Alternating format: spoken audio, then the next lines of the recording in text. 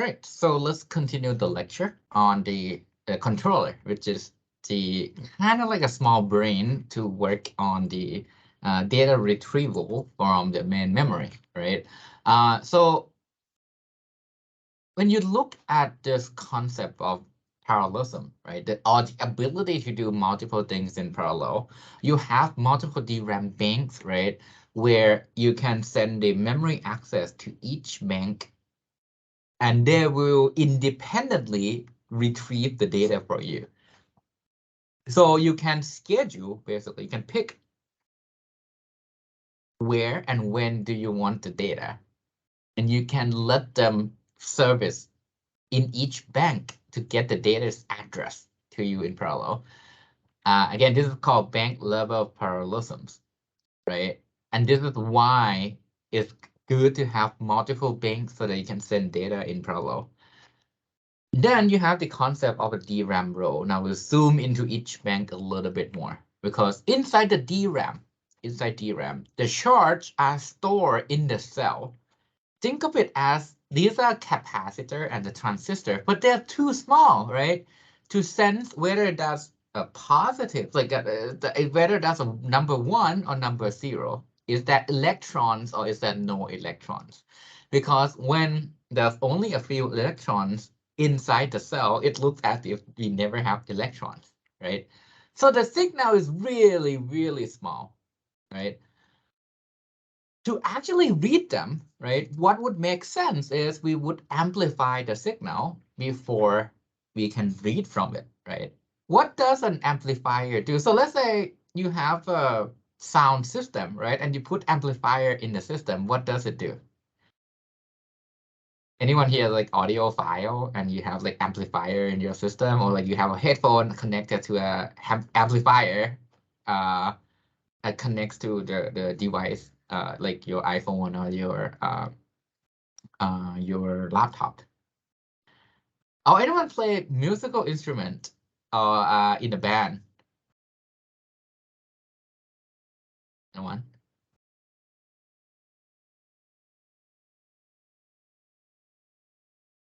All right, awkward. So what does amplifier do? Can someone tell me what does amplifier do in general? Looking at the word. คำว่า amplifier amplifier มีไว้ทำอะไรฮะ amp สมมุติแบบ amp กีตาร์มีไว้ทำอะไร ขยายสัญญาณเลย ขยายสัญญาณ so it's amplify the signal. It's make the magnitude of your signal bigger, right? The same concept goes here, where you have the basically the DRAM cell that's really small and it's hard to sense, right? And you need to read whether there's electron or there's no electron. So you amplify the signal so that if there's electron, now it's easy to sense. You can now measure the voltage and you see something like 1.5 volts, right? And that's good enough, because if you can measure something more than 1 volts, you can tell the difference between, say, 1.5 volts and 0 volts. That would be the difference between number 1 and number 0, right? This is done through a unit called a row buffer. A row buffer is basically, this is a row of sense amplifier. So it's an amplifier designed so that you can sense the signal. It's a row of that, so you can sense a bunch of data at the same time, right? If you read papers in the reading list, somehow you might have seen the terminology global row buffer and local row buffer. Basically, this is further broken down, but we'll not cover it for the purpose of this class, right? So this is when you want to go deeper into the DRAM microarchitecture. And DRAM would use a sense amplifier to basically, again, amplify the data so it can read from it or write something to it. And only the data in the row buffer can be read. You cannot go directly to the DRAM cell because you can't read from it. You can only read from the row buffer. What does this mean? What does this mean? It means that if I send my address and say, hey, I want to read address 100, for example, if my address is 100, right? It means that I need to make sure address 100 is on the row buffer before I can read from it. So here are the operations. So there are two main status where you can have, basically the DRAM row buffer can have two status, open and close. Open means that there's some readable data in the row buffer. There's some readable data in the row buffer. So there's some data there, some address is there. Close means that there's no data in the row buffer. There's no data in the row buffer. To close a row, let's say the DRAM is open, right? The row is open. To close the row, DRAM need to spend some time moving the charge from the row buffer, move it back to the capacitor, to the cell array. To read from a row, the data must be present and already open in the row buffer. So here are the basic operations. Let's say you want to read something in the row. You need to first identify that the address is in the open row. So in the first case, right, address is already in the open row. So the time it takes to read that is just the time it takes to read the data in the row buffer. Now, let's say you want to read the data in a closed row, right? Right now, the row is closed. There are two steps. First, you need to open the row, followed by second, then you can read the data, right? So again, you first need to spend the time bringing the data from the DRAM cell to the row buffer. So that's the first step. Then the second step, you spend the time reading the data. Now let's say you have open row. Open row is for address 0 to 2023. So let's say it's for the address 0 to 2023. But the address you want to read, right? Let's say you want to read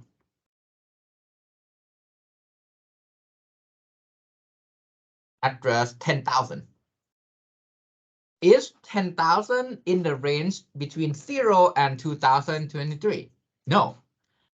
We are trying to read something that's not in the row buffer right now. So the first step is to store the data in the row buffer back to the DRAM array. Basically, store the data from address 0 to 2023 that's in the row buffer, put it back into DRAM. So that's the first step, right? So the first step is this, followed by the second step is open the row, get the row for address 10,000.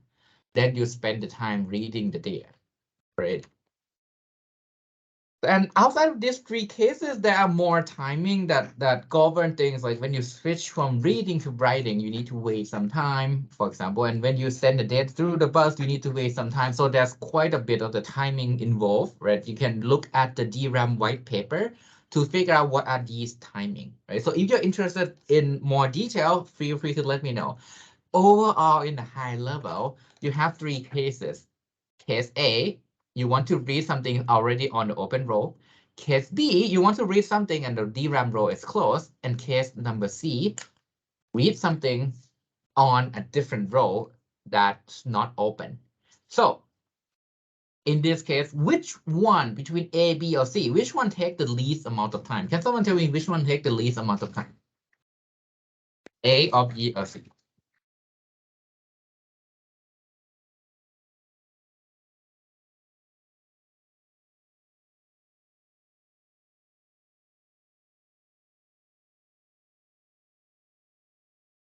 Which one take the least amount of time?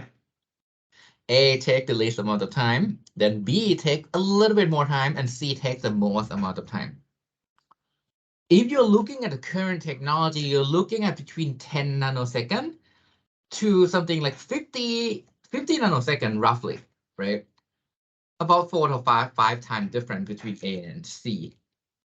And 10 nanosecond by itself, you're looking at 30 cycles. So that takes a long time, even though you just read to an open row. Read to an open row is already much worse than going to the cache, right? So you want to, first of all, make sure your data is in the cache as much as possible. Then what do you want? You want to make sure you have the data to the case A as often as possible, right? So one of the goals is maybe you want to maximize, right? Case A. You want to maximize your program in a way that it is more friendly toward the row buffer, right? So how do we do that in hardware? How does the controller do that? So here are the basic operation. Again, read and write. If you read the specification, right, you see that the read and write latency, the time it takes to do the read and write is called T-cache, T column access stroke, CAS, or sometimes it's called TRCD, row to column. This is basically the time that you have to wait until you can get the data you want to read. Basically, you read the data corresponding to the cache line size that you want to read. That's another timing called TRP, time it takes to pre-charge your row buffer.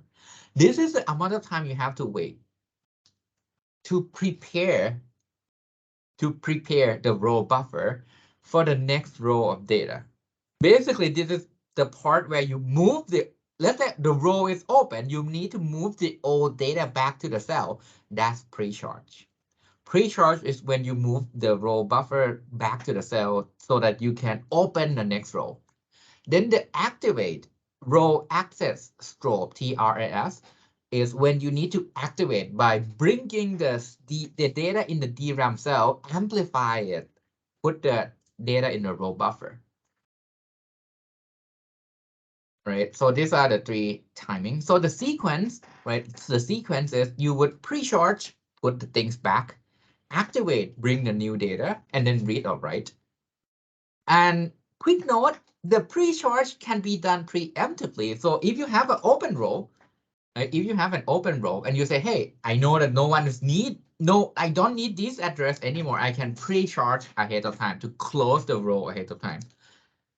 And there's also latency to switch between write and read and write to pre-charge. And there's also the bus latency that govern how much time does it take to actually transfer the data from DRAM chip, right, across the bus so that you can retrieve the data, right? So again, let's say this is your DRAM, right? And this is the row buffer, right? And let's say this is for address 0 to 2023, right? And say you want to read address 10,000, right? Then in this case, right, the steps would be something along this line. So I've used a different color to make sure it's more clear. The first step is to pre-charge, right? Pre-charge. To make sure address 0 to 2023 is written back to the DRAM array. So this is the DRAM array, right? So you move back the old data, right, into this row. Move this back here. Now, the second step, let me use the new color, I guess. Let's use orange, right? So the second step is, let's say you want to read from this row, right? The second step is activate.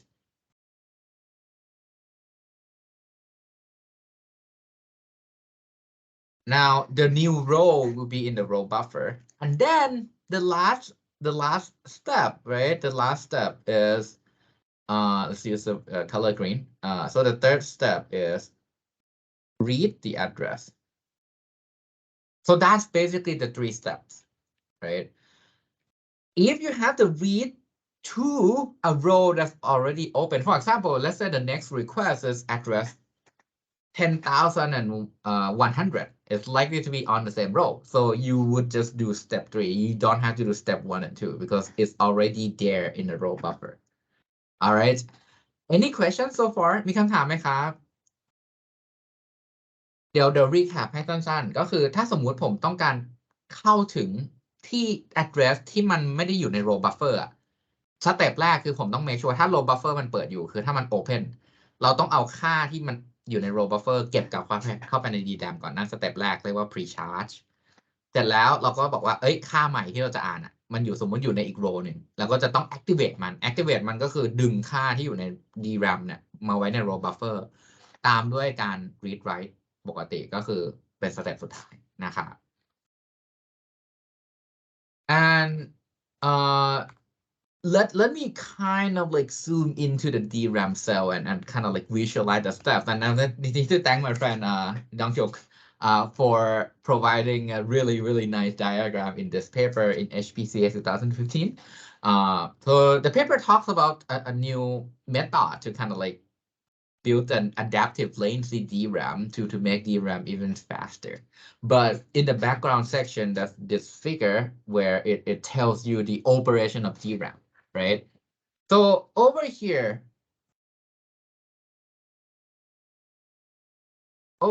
on this side, right, you can see that, not right click, my bad.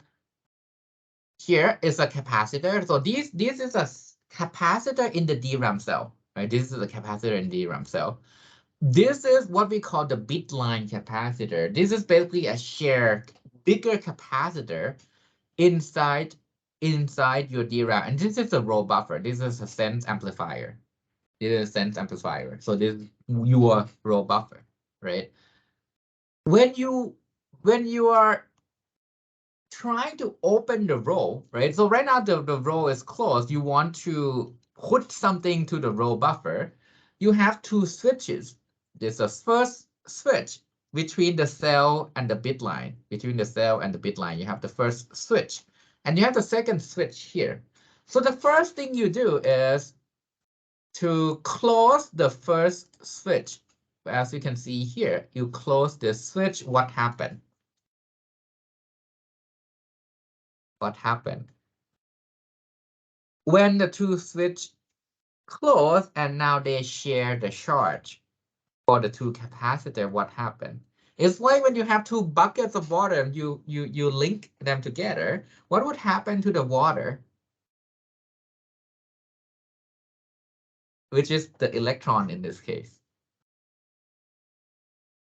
If you think about it, right, you close the switch, electron move from here to here until they're at the same level, right? Until they are both at the same level.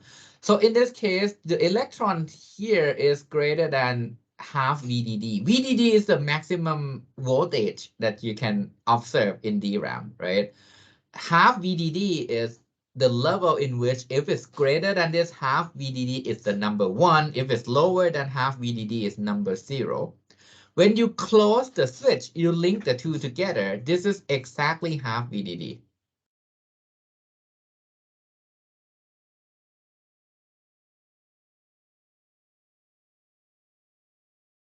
So when they share the charge, what is the value of this? Is this greater than half VDD for sure?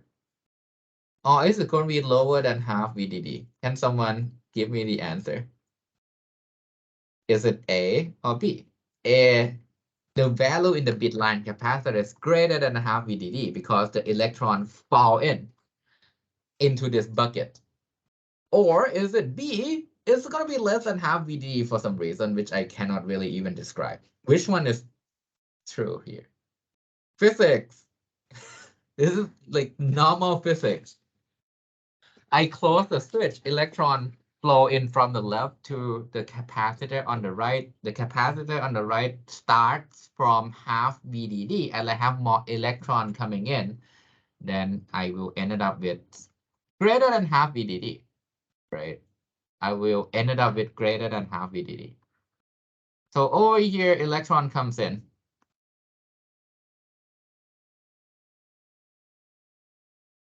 And the value here is definitely greater than half VDD.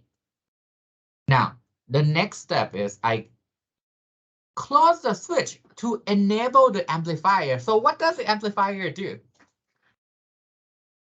Again, what does the amplifier do? It amplifies the signal, right? So the way amplifier in the sense amplifier, the way it handled this is, if you have the value greater than half VDD, you will amplify it until it's full 1 VDD.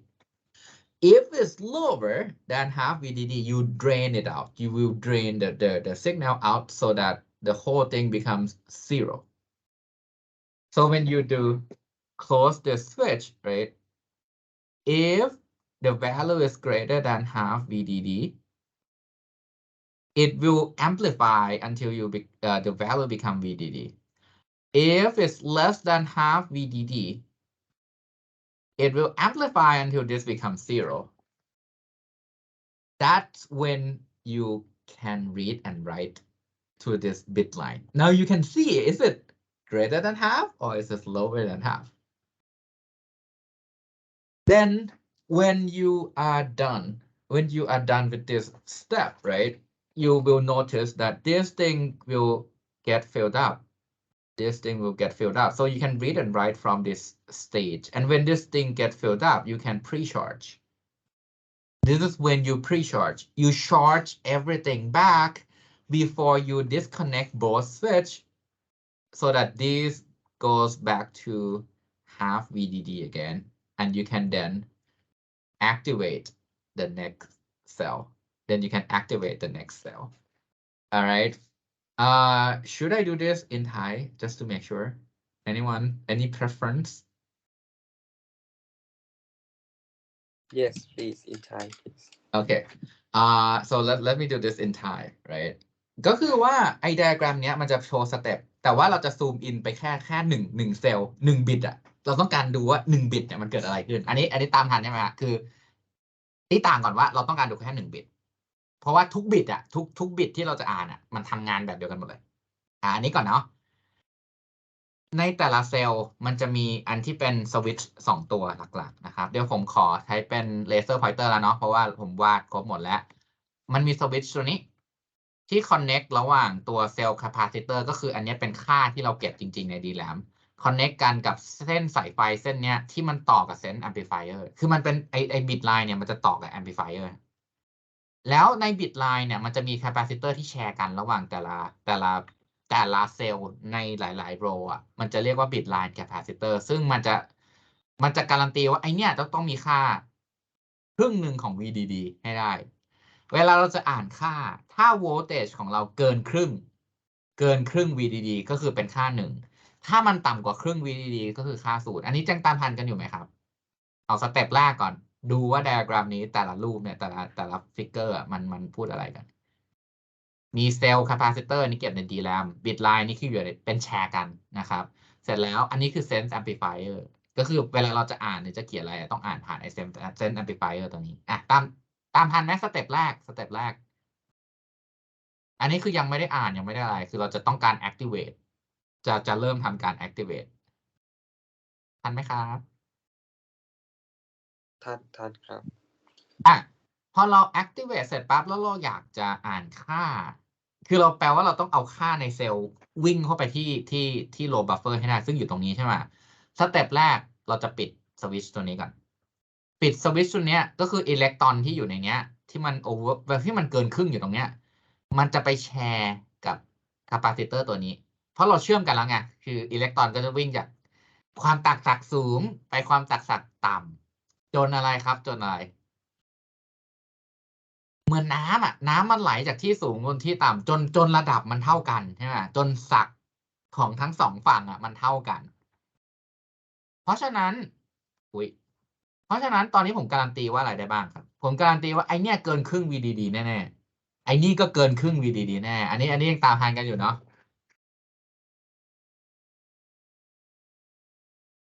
เพราะผมปิดสวิตช์ตัวเนี้ยเพื่อเชื่อมอ่ะทั้ง2 ฝั่งมันจะต้องเกินครึ่งทั้งคู่เพราะว่าตอนก่อนปิดสวิตช์อ่ะตอนที่ยังไม่ได้เชื่อมกันอ่ะทั้งซ้ายเกินครึ่งทั้งขวาเข้ากับครึ่งเป๊ะพอเราเอามา average กันพอปิดสวิตช์เพื่อแชร์ชาร์จอ่ะมันต้องเกินครึ่งทั้งคู่แล้วใช่ไหมทันไหมทันครับ อันนี้สเต็ปต่อไปเราจะเปิดตัวนี้แล้วนะเราได้ไม่ใช่เปิดเราจะปิดตัวนี้แล้วนะเพื่ออ่านปิดปั๊บมันก็ จะเอา signal เนี้ยมา amplify อยู่ในนี้ถ้า signal ของสายไฟเรามันเกินครึ่งอยู่มันจะถูก amplify ให้เต็มถ้ามันต่ำกว่าครึ่งมันจะถูก amplify ให้กลับมาเป็นศูนย์อันนี้คือเป็นแบบวิธีการทำงานของ sense amplifier ถ้ามันเกินครึ่งอยู่มันจะถูก amplify ให้เต็มถ้ามันต่ำกว่าครึ่งจะถูกดูดออกมาตัวเหลือศูนย์ระหว่างนี้เราทำ read and write ได้ปกติเสร็จแล้วถ้าเราจะต้องการ pre-charge คือด้วยความที่อันนี้มัน amplify ทุกอย่างอยู่ฮะก็แปลว่ามีอิเล็กตรอนวิ่งเข้ามาอย่างเงี้ยจาก sense amplifier วิ่งแล้วถ้าเราจะ pre-charge เนี่ยก็คือเราแค่ต้องรอให้มันวิ่งมาใส่ capacitor ทั้งซ้ายทั้งขวาให้มันเต็มพอมันเต็มเนี่ยเราจะเริ่มทำการ restore ถ้าอันเนี้ยค่าทางซ้ายเนี่ยเพราะว่าสังเกตไหมเดิมค่าผมเกือบเต็มผมอ่านทีเดียวค่ากูหายเลยเนี่ยฮะอ่านทีเดียวค่าเราหายเกลี้ยงเลยขอโทษนะครับอย่าค่าในเซลล์อ่ะมันเกินครึ่ง VDD นะแต่มันเกินครึ่งมันนิดเดียวมากๆเลยค่ามันหายเหลือแค่เนี้ยให้ลองนึกภาพถ้าผมไม่เติมกลับมาให้เต็มใหม่อ่ะเราต้องอ่านอีกรอบนึงอ่ะอิเล็กตรอนผมหายเกลี้ยงแน่นอนก็คือมันจะทำไม่ได้มันต้องเติมกลับมาให้เต็มก่อนที่จะอ่านในอนาคตได้อันนี้เข้าใจใช่ไหมครับอันนี้คือการ pre-charge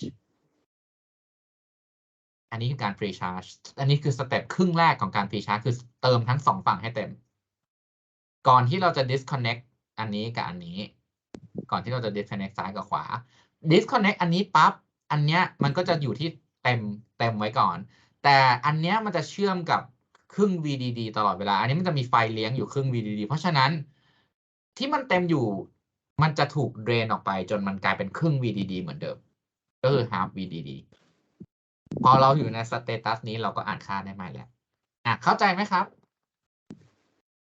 อันนี้คือวิธีการ operate DRAM จากตัวอิเล็กตรอนที่อยู่ในเซลล์มีคำถามไหมครับหรือมีสเต็ปไหนที่ยังงงอยู่ป่ะกับ1 ไป 2 2 ไป 3 3 ไป 4 4 ไป 5มีตรงไหนงงบอกได้นะครับ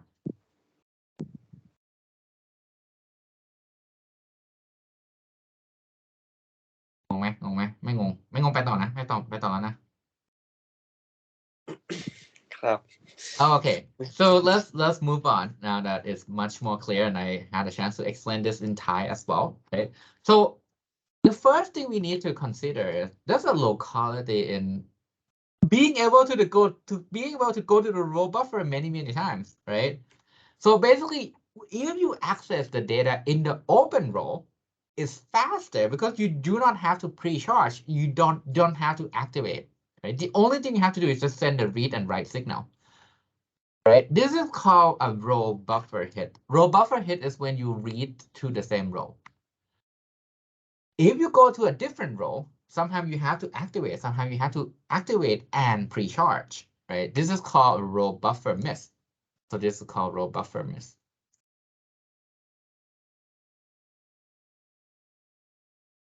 So one of your goal is to try to maximize access to the same row. Typically, these are good. It maximizes the DRAM bandwidth, right? This is called row buffer locality. It's kind of like similar to cache locality, where you want to go to the cache and get the cache hit more and more as much as possible. Over here, you want to go to the open row as often as possible as well, right? And the memory scheduler is responsible for maximizing things like bank level parallelisms. Basically, this means that I send and spread requests to all banks for row buffer localities. Maximize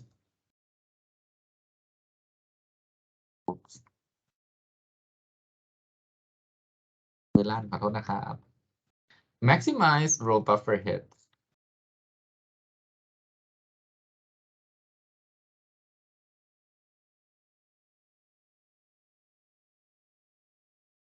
And more means that I need to make sure every single timing constraint is not violated. Otherwise, you lose data, right?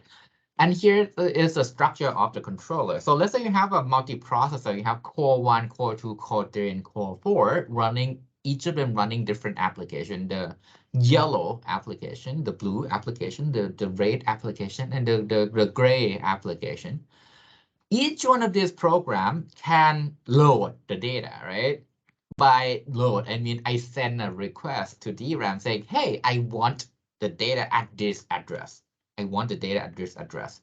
So it sends the load command through the request to the controller. The controller would have two regions. It will have the scheduling logic, which determine the policy, right? What gets scheduled. And the buffer, which hold the request. As you can see here, it holds the request, right, in the buffer.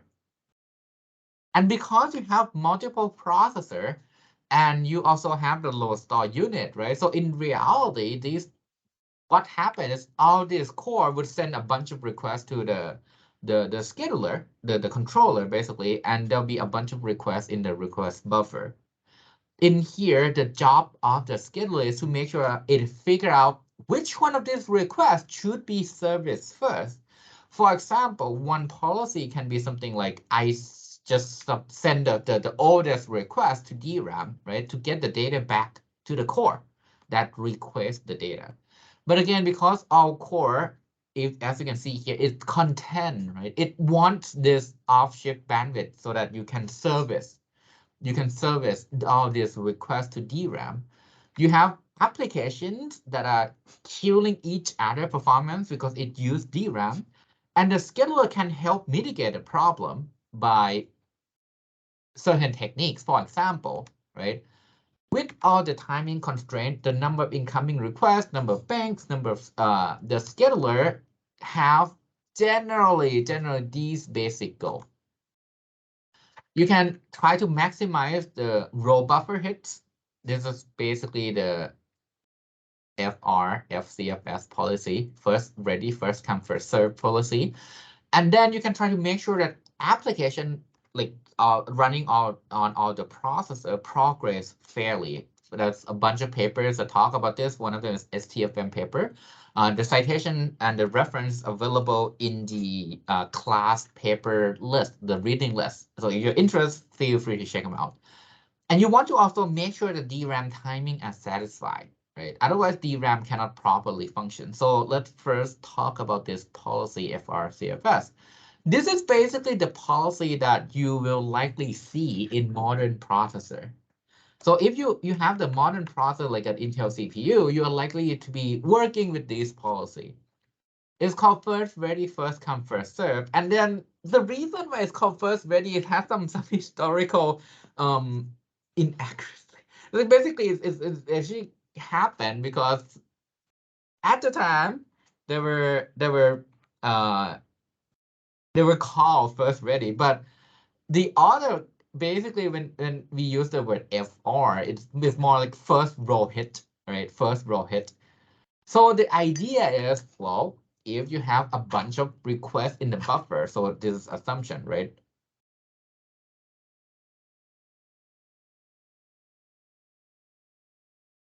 Lots of requests in the buffer. So the priority will go this way. This is high priority to low priority. The highest priority is the row hit request. Then the next priority is oldest first. So it's as simple as that. If I have a row hit request, I schedule them. If I detect that the request in my row buffer, in the memory request buffer has any request that generate a row hit, I will send them to the controller. So let me go to this diagram, right?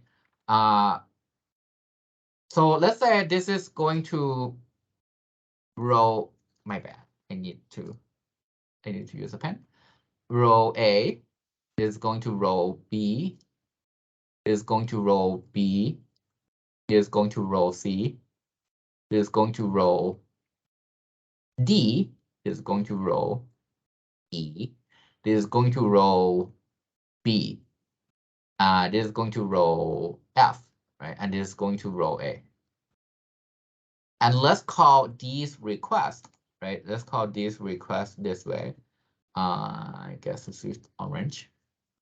This is request 1. This is request 2, request 3, request 4, request 5, request 6, request 7, request 8, request 9. How does the FRCFS scheduler schedule this? So the first request is the oldest request. That's obvious. Which one go first? Request 1 through 9. Which one go first? Which one is the oldest? So I want to basically do FRCFS, right?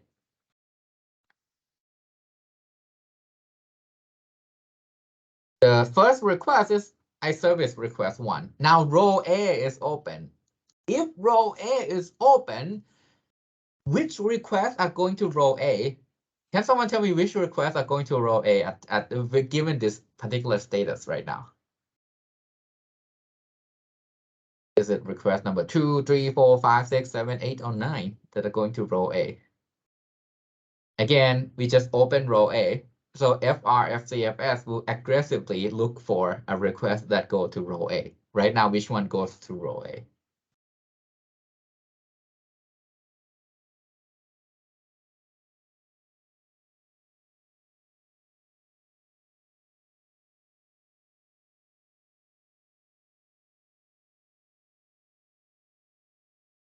It's request number 9, right? So you then schedule request number 9 next. Are there any more requests to row A? No, that's it, right? The rest of it goes to row B, C, D, E, and F. So it then rely on oldest first, which is request number 2, right? Now you have row B open. You have row B open. That's request 3 and 7 going to row B. It tie in terms of priority because they both go to row B. So you go to the next thing you want to consider, time, oldest first.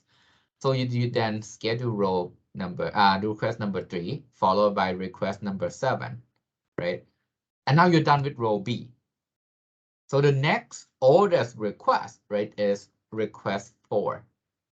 Request number 4. You open row C, and that's the only row C request. So then you service request number 5, right, into row D. And again, that's it, right? There's no more row D. So you service request number 6, followed by request number 8, and you're done. So to service all these 9 requests, FRFCFS will use this order. 1, because it's the oldest request. Now row A is open, this service row 9, right? From the row perspective, right? From the row perspective, this is what happened. 1 is to row A. 9 is to row A. 2 is to row B. 3 is also to row B. Then 7 again to row B. 4 is to row C. 5 is to row D. 6 is to row E. And 8 is to row F. Right? So in this case, we get maximum number of row buffer hits, which is 1 to row A, 2 to row B, and the rest are row buffer misses. In the end, this would take less time than just doing oldest first or first come, first serve, right? So basically, that's the first ready, first come, first serve policy. With this, what can go wrong?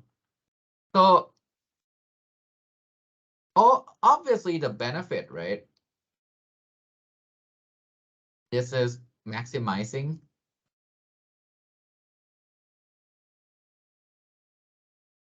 row buffer hit.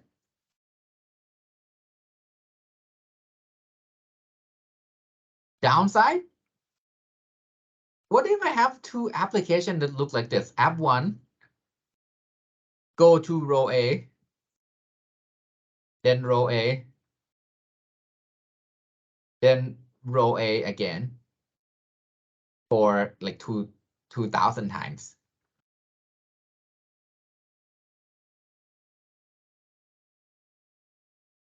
Which is actually impossible because you have the cache.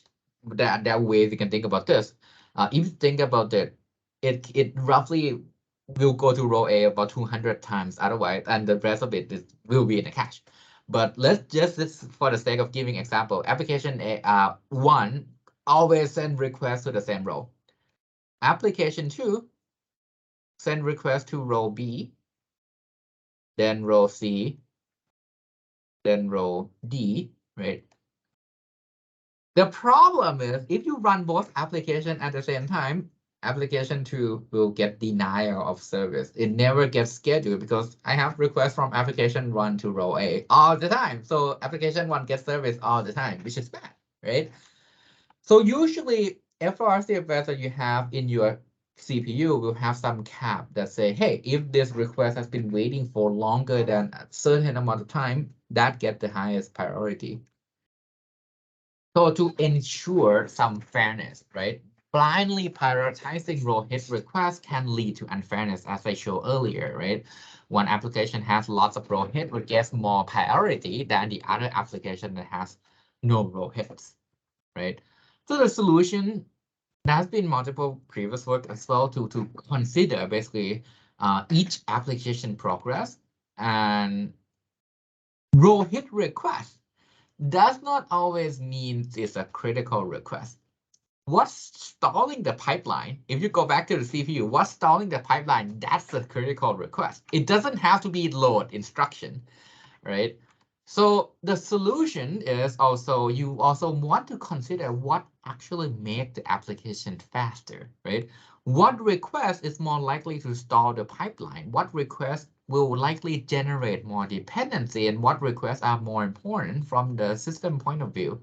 Again, this is an active area of research to some extent, right? So it's still room to explore, and there's no right solution. But that's a bunch of good solution, right? There's a bunch of recommended reading on your list. So if you are curious about this topic, feel free to check it out and feel free to discuss these topics with me. All right. So that's it about memory scheduling. The next thing that we need to talk about is memory mapping, right? The memory mapping. And when you place data across DRAM,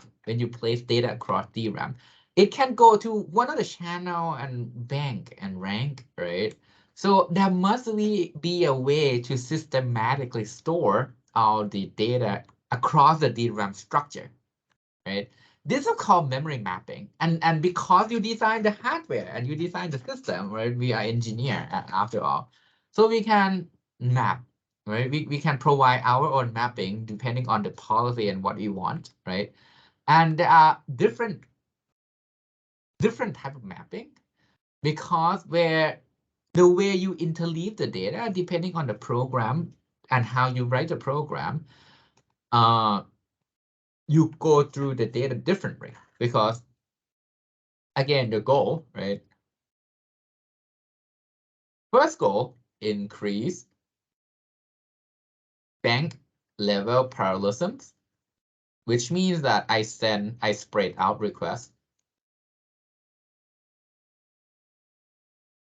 parallel requests to all banks, right? So the first goal is I want to spread out the requests that happen together to all the banks as much as possible. The second goal to increase row buffer hits, which means that if I send the request to the same bank, they should go to the same row, relatively have a higher buffer row buffer locality, right?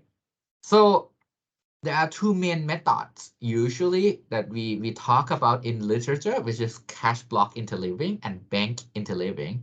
So cache block interleaving, the idea is put the data from a consecutive cache block across the DRAM banks, because most of the time you are writing code so that you have the application going through cache block after cache block after cache block. So when you have a cache miss, this allows This allow the consecutive cache block access, cache block 1 and cache block 2, right? They go to different bank 1 and bank 2, which means that both of these will be serviced